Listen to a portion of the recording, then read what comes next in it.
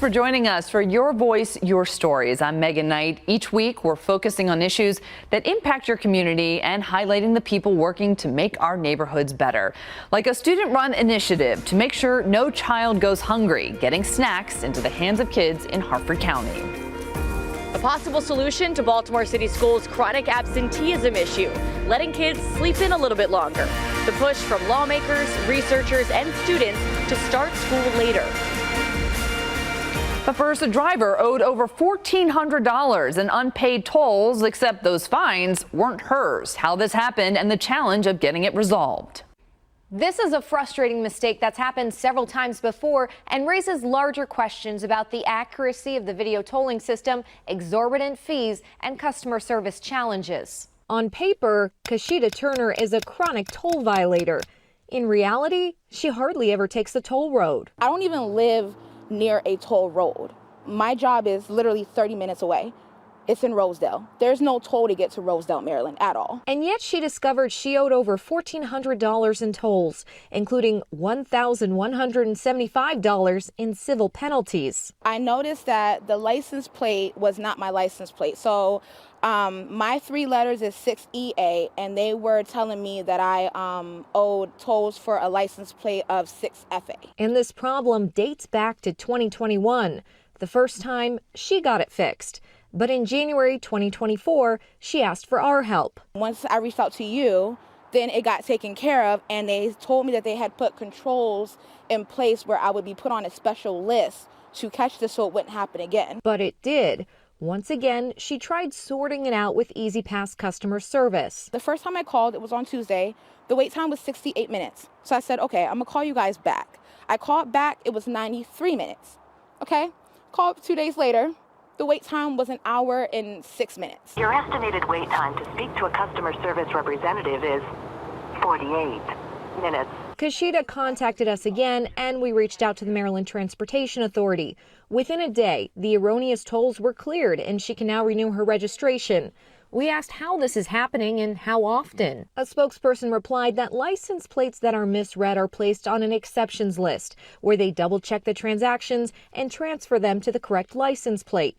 Currently, there are around 777 accounts on this list, and their lane-side vendor operates within a 99.8% accuracy rate when identifying license plates on 2-axle vehicles.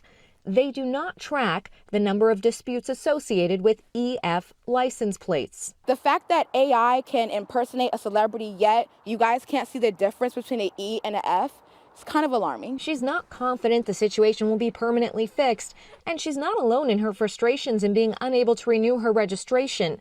As of January 8th, nearly 89,000 drivers had toll flags. We asked MDTA why they don't issue multiple notices of overdue tolls to help drivers avoid penalties driving up outstanding toll debt. They said they're required to send one notice, and then drivers have 30 days to pay before they're assessed a $25 civil penalty per toll. The fact that we have to go to our senators, we have to go to you, we have to go to outsiders to get a response for issues that could, they could put us in collections. It stops us from renewing our vehicles. That's kind of ridiculous, and it's not fair. The MDTA also told us that their average wait time to speak with an E-ZPass customer service agent is 40 seconds. But wait times have gone up due to a large influx of calls on the text message scam claiming drivers have unpaid tolls. Right now, they're receiving over 500 calls a day on this topic alone. Mallory Safaste, WMAR 2 News. Could it be a solution to Baltimore City Schools' chronic absenteeism issue, letting kids sleep in for a little bit longer? There's a push by lawmakers, researchers, and students in Maryland right now to start school later. You snooze, you lose. A phrase that does not actually apply to teenagers. It's essentially settled science that middle and high school students need between 8 to 10 hours of sleep during those crucial developmental years, but they rarely get it. And study after study has shown that sleep deprivation can lead to poor academic performance, a host of negative physical and mental health impacts, increased risk of driving accidents, the list goes on. Daisy Tabachnik has lived it. I was tested for everything imaginable. I was like, they tested me for like AIDS, just anything that they could think of, just no matter what, is all negative. She began her high school career the same year Baltimore City Public Schools shifted start times for most schools. Daisy had to be at Baltimore City College at 7:30 a.m. By 7:30, more than half the class was absent, every single day. And I mean, there were some people in my first period class I didn't even know were in there because I never saw them. And Daisy missed school often too. By her junior year, she would be classified by the state standards as chronically absent. But her mom had been watching her go from a healthy kid to chronically ill. This past January, she transferred to a school outside the district that starts an hour later. That nagging cough she had had since August magically disappeared. I mean, I haven't gotten sick once since I've transferred. It's improved my mood. I've been a lot more motivated to go to school. After doing her own research, Daisy discovered she was not alone. Dr. Amy Wolfson, a psychology professor at Loyola University who studied adolescent sleep for more than 30 years, has seen countless Daisies in her career. It's why she advocates for later school start times, especially in Baltimore City, which has the highest chronic absenteeism rate in the state. She says teenagers' biological clocks call for them to go to bed later and wake up later. Messing with their natural sleep patterns can lead to all sorts of health problems. We want to improve the attendance problem, improve graduation rates, improve the livelihood of kids in Baltimore. It's just so straightforward to me. In my mind, I can't imagine that you wouldn't make this change. Heather Moore leads the Baltimore City chapter of Start School Later, a national grassroots organization that was started in Anne Arundel County. She, Dr. Wolfson, and Daisy have all testified in Annapolis this legislative session in favor of a bill that would require public middle and high schools in Maryland to push back start times to at least 8 a.m. for middle and 8:30 a.m. for high schools. In the past, school leaders have argued it would be too expensive and difficult of a change. They start with no rather than, yeah, let's see what we can do. It's too hard. And I don't discount that it would be hard or different. I do discount that it would be impossible. You feel like everything's not being done in the interest of the students, but doing in the interest of how much it's going to cost the school district or how it affects the admin. In Seattle and the entire state of California and many New England school districts, they've had great success. Are there bumps? Are there barriers that school districts will complain about? Yes, but no one's going back. No one's going back. The bill that would require middle and high schools to start school later in Maryland is still making its way through the legislature. The session ends on April 7th. In Baltimore, Elizabeth Worthington, WMAR 2 News. There's breakfast, lunch, and dinner, but for growing kids, we all know how crucial those in-between snacks are. They go the rest of the afternoon hungry until they're able to get a dinner if they're able to. That's where Snack Attack comes in. Volunteers put together these bags to deliver to different schools and organizations like the Boys and Girls Club. It's kids helping kids. We know what they like. Just betters the community, it betters the world, and that's what we're trying to do. This is the first year that 13-year-old Niall Shakur is leading the program. The group recently dropped off over 300 bags to Aberdeen Middle and Joppatowne High School. We recently realized that a lot of the students there were experiencing food insecurity. But Snack Attack is just one of the many initiatives under We Can Serve. Founder Grace Callwood started the nonprofit in 2012 after being diagnosed with non-Hodgkin's lymphoma. When she left for college, 16-year-old Zach Vyazda stepped up to help. The goal is to provide happiness to children that are in the hospital, in foster care group homes, or whose families are below the poverty line. We Can Serve has been able to help over 33,000 kids in 5 states and 6 countries. Zach is now the chair for the Board of Advisors, which is all run by students. It's really rewarding, and it's also really eye-opening to see that there's a ton of kids in our own community that are my age that don't have the same luxuries as I do. Sometimes kids come home from school and we all want an after-school snack, but some kids, their families can't afford that. Once the bags are packed, the car is loaded up and the snacks are on its way. All right, that looks like the last box.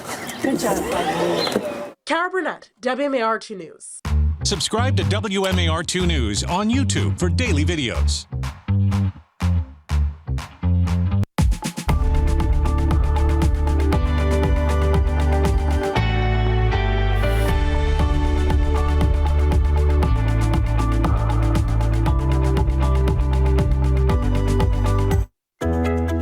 Download the WMAR2 News app. Search WMAR in your app store.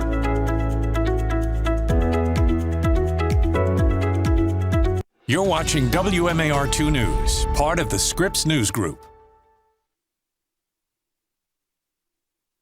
Welcome back. Veterans are losing their jobs amid massive layoffs on the federal level. Feels like those in power are living comfortably while exploiting the sacrifices of veterans.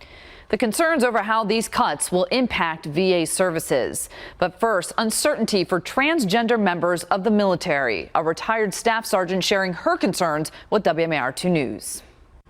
President Trump's administration targeted diversity, equity, and inclusion programs from day one of his return to the White House. Now those on the front lines of those programs are worried about what the future looks like for them. It's absolutely crazy. I mean, to see everything happening from, DEI, and the attack really on the trans community, then it's extended into the military. Those groups are all a part of Karen Holmes's world. The retired staff sergeant from the Maryland Defense Force is a transgender woman. She spent much of her adult life advocating for her community. I mean, already he's talking about kicking us out, and his reasoning thinking that we shouldn't be in the military. You could be a family generated. Your grandfather was in the military, your father was in the military. I've always wanted to, back in the days when I was Tony, because I was in ROTC at University of Maryland. Holmes has a podcast called Fireplace Chat every Friday, and no topic is off limits. Buddy, I love that kind of weather. I want people to know who I am first and what I'm all about before they know or make a judgment call based on my appearance. I met Holmes in 2016 after she transitioned from Tony to the woman you see before you now. At the time, she'd already won all kinds of accolades and awards, from the state of Maryland to being recognized nationally as Soldier of the Year. While she's retired, she still plays an active role in the United States Veterans Reserve Corps. Lawful orders of the President of the United States will be executed inside this Defense Department swiftly and without excuse. President Trump officially targeted the trans community January 27th in one of his many executive orders. A man's assertion that he is a woman and his requirement that others honor his falsehood is not consistent with the humility and selflessness required of a service member. Wow. Karen Holmes has had the support of her family and co-workers throughout her entire process. But with the current climate, she worries it'll make it harder for her community. Trans people don't join the military because they want to get the surgery. They join because they want to serve their country. We're all doing great things. We're police officers, firefighters, military, judges, lawyers, doctors, nurses, anything you can think of, we're doing it, and we're doing a great job. Karen Holmes says she's been working with police departments all over the state, helping to train officers and working with the LGBTQ+ community. Now she worries those programs could be discontinued. Kelly Swoop, WMAR2 News. I am looking forward to playing some golf. I also do disc golf as well. Harvey Geary is an Air Force veteran who may be legally blind, but he's not letting that slow him down. He's getting ready to compete in the National Disabled Veterans Winter Sports Clinic in Colorado. We ski, we fly fish. The local Elks Club treats us to lunch. Besides skiing, there's a lot of other activities to do. The 5-day event is known as Miracles on a Mountainside. More than 400 disabled veterans from across the country participate. Devora Exline is a Navy veteran who has gone for 13 years. You get to see people that maybe you've met for the first time last year, or that you have met the very first year you went, and you have that opportunity, maybe the only time during the year, to see them again. Devora has a traumatic brain injury, so because of her injuries, there were years where she was not able to ski standing up. But this year, that won't be the case. So I had to sit ski, which was a challenge in itself. And this year I get to actually go back to stand-up skiing. So I'm really excited to see if that muscle memory comes back. Because of the VA Maryland healthcare system, both Devora and Harvey get the chance to head to Colorado. They both tell me it's important for veterans with disabilities to do something to keep them active. A lot of veterans, go through depression once they're disabled or injured. Suicide rate is high. And it is like one activity where you can feel like you belong. And there's pretty much an opportunity for you to expand on any kind of adaptive sport that you may want to try, which I think is very imperative for not only new veterans coming to the clinic, as well as seasoned veterans like myself. The Winter Sports Clinic goes from March 31st to April 5th. In Baltimore, Jonathan Hunter, WMAR 2 News. I'm more fearful working for the federal government right now than I have been my entire life. For the veterans who turned into public servants, the last few weeks have been dizzying. It's been a roller coaster of emotions. This is not what we stand for, and it's both tragic and horrifying at the same time. An estimated 6,000 in Maryland have lost their jobs and their services threatened with more cuts to Veterans Affairs. That's where Marine Corps veteran Octavia Hayden worked as a contractor up until last month. We assumed that these benefits and that our country would take care of us when we are finished with our service. And for me, in large part, that has absolutely been true. The VA has been a lifeline for me. Terribly distressing.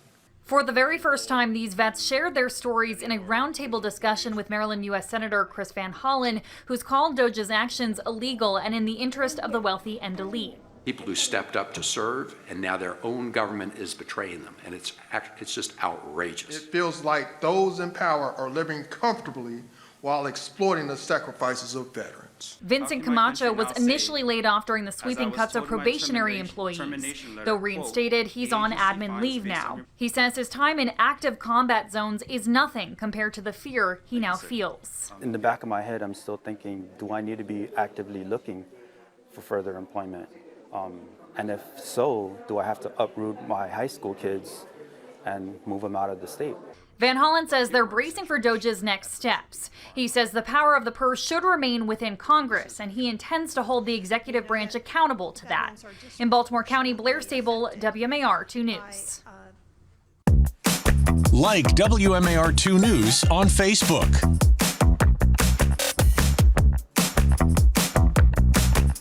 Follow WMAR2 News on Instagram and have instant access to top headlines, weather updates when you need them, and informative content connecting you to your community.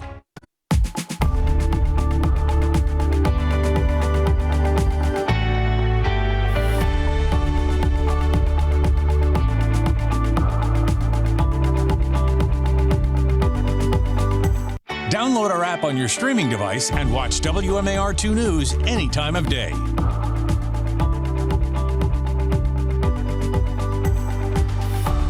March marks the month of awareness, research, and fundraising for multiple sclerosis. While there is no cure for the disease, here's a story of one warrior who's fighting to find one.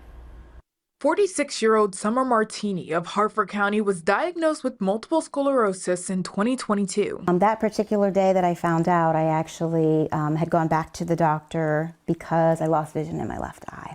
Multiple sclerosis is a chronic autoimmune disease that affects the central nervous system like the brain and the spinal cord. Lesions had developed on Summer's spine, causing difficulties for her to walk or even work. I didn't know if I could live my life as a differently abled person.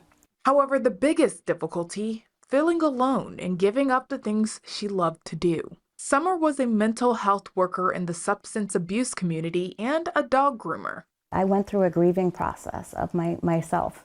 The person that I used to be, the values that I held, of course, were still there, but I felt like I'd been robbed of myself. Her diagnosis hasn't stopped progressing, but neither has she. The first thing I did was try to educate myself, and that gave me a little bit of my power back. And when I dove into the rabbit hole of MS, there are so many resources. Summer is fighting to raise awareness and find a cure. A cure means research, and research means funding. We are in a world now where funding is being cut left and right, and it's very scary because when researchers don't have the means to do their work, it stops the progression of the research. That's where fundraising comes in. MS Walk takes place across the country. There is no fee to participate, and every dollar raised helps lift those living with MS and their supporters. Me, myself, what funding would do would give me hope. Raising awareness is one way to contribute. Being a warrior is a way to conquer. I'm going to see a cure in my lifetime. I refuse to believe anything else because that doesn't serve me a purpose. While Summer is reminded daily of the things she can't do. This is my favorite prayer. A little prayer. God, grant me the serenity to accept the things I cannot change. And encouragement. The courage to change the things that I can, and the wisdom. Shows her there's so much more to be done. And the wisdom to know the difference. The walks in our area kick off in April. There are many ways to donate, including participating in the walk itself. You can find more details on our website at WMAR2news.com. But for now, Sayura Williams, WMAR2 News. A local barber is being recognized for his community service work. Nathaniel Robinson owns Pro and Grooming in Randallstown. He's known for giving free trims to boys before they go back to school and mentoring young barbers. He received a check for $2,500 from AT&T, thanking him for all he does to teach and guide the next generation. I like to help other barbers because I remember when I first started, I didn't get a lot of help from a lot of people. So I wanted to put myself out there to help young barbers, anybody, any barber, old, young. I just like helping people.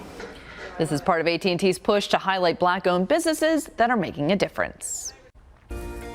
If you have stories you'd like us to cover, we'd love to hear from you. You can email us at storyideas@WMAR.com. And that's going to do it for us. Thanks so much for joining us. Be sure to tune in again next week for Your Voice, Your Stories.